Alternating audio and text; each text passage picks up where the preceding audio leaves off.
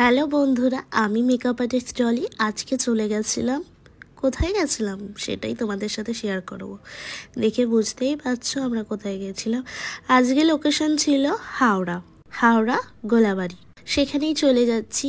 আজকে সকাল সকাল বুকিং ছিল, প্রায় 10:30 নাগাদ আমাদের বুকিং ছিল। তো আমরা সকাল সকাল বেরিয়ে গেছিলাম, ওখানে পৌঁছে গেছিলাম ঠিক টাইমে।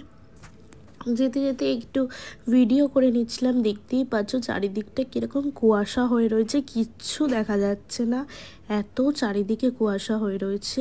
প্রায় তখন 9টা বাজে, তাও এত কুয়াশা। বাট ঠান্ডার তো কোনো নামও নিশান নেই, হুট করে কীরকম গরম পড়ে গেল বলো। যাই হোক, দেখতে দেখতে কিন্তু আমরা পৌঁছে গেলাম। পৌঁছে আমরা ওয়েট করছিলাম, একজন আমাদের রিসিভ করতে আসছিল। তারপর ঘটলো, আমার ভিডিও করতে করতে আমার অ্যাসিস্ট্যান্ট গাড়ি খেয়ালই করতে পারিনি, তাই আমি ওকে বলছিলাম সাবধানে ভিডিও কর। নমস্কার বন্ধুরা, আমি মেকআপ আর্টিস্ট ডলি। আজকে তোমাদের সাথে শেয়ার করে নেব 31 জানুয়ারির কাজ। এই কাজটা শেয়ার করতে দেরি হচ্ছে কারণ পরপর কাজ ছিল। সেদিন সবকটাই ছিল পার্টি মেকআপ। ইনি ছিলেন গ্রুমের মা, তার পার্টি মেকআপটা আগে হয়েছিল, ফুল লুকটা তোমাদের সাথে শেয়ার করলাম। এরপর ছিল গ্রুমের যে দিদা, তার মেকআপ। মাঝখানেই গ্রুমের যে বাবা, তার মেকআপটা জাস্ট টাচ আপ আমি করে দিলাম। ওখানে টোটাল 4 জনের মেকআপ করা ছিল, গ্রুম প্লাস গ্রুমের মা, বাবা অ্যান্ড দিদার রিভিউটা তোমরা নিজেই শুনে নাও।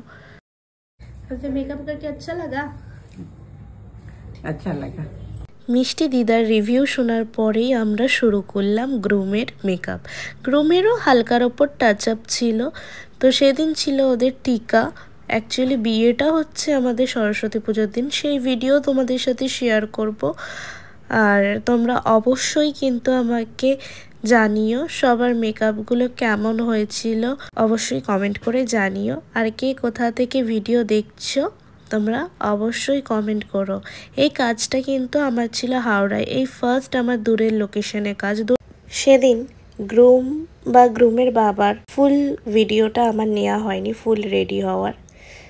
সব কিছু প্যাকিং করে নিয়ে বাড়ির পথে প্যাকিং করতে চেয়েছিল আমার হেল্পিং হ্যান্ড, বাট আমি বললাম না, আমার নিজের জিনিস আমি নিজেই প্যাকিং করব। দেন ওখান দিয়ে দৌড়াতে দৌড়াতে বেরিয়ে এলাম, কারণ গাড়ি বুকিং হয়ে গেছিলো এবং গাড়িওয়ালা বলছিল জ্যাম লেগে গেলে কিন্তু ক্যান্সেল করে দেবো।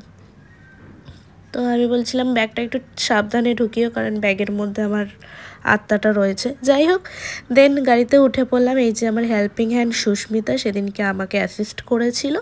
তারপর বাড়ির পথে দেখা হচ্ছে নেক্সট ভিডিওতে। টাটা, সবাই সুস্থ থাকবেন, ভালো থাকবেন।